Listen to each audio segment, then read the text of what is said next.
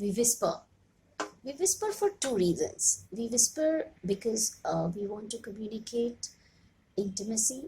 We whisper sometimes in the classroom. Remember, as children, we whispered because we didn't want to be heard. We were afraid of some kind of comeback, or somebody would not like what we have to say. And so we whispered.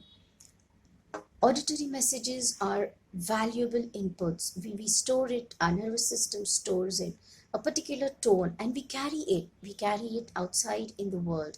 If we had a parent whose tone kind of put us back in the place, we'll carry that. And if a similar tone is heard from a boss, we'll shrivel in fear.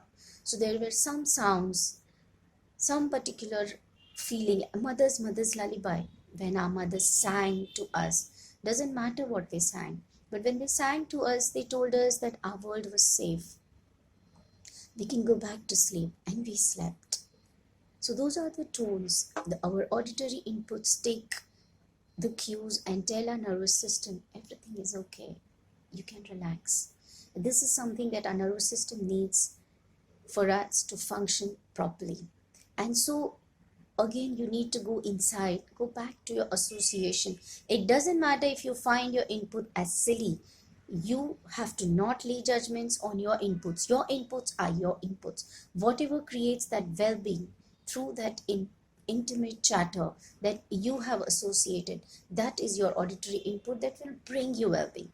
Now for me, of course, this fellow cannot speak, so I cannot have auditory input coming from him.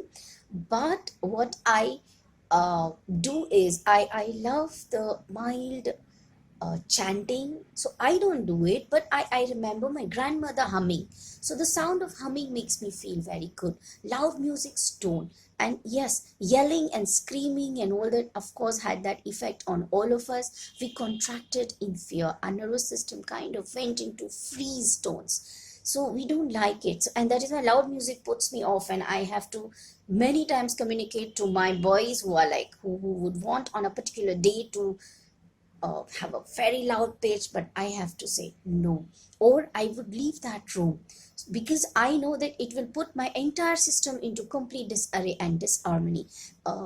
There are people who do love loud music, and that's okay too.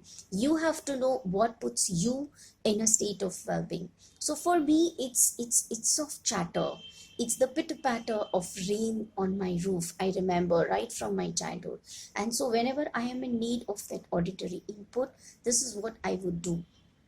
I would take a earphone and listen to some very, very mild music like a flute, or I would think of that particular time when that pitter-patter used to fall on my roof, and it kind of brings me back into that harmony.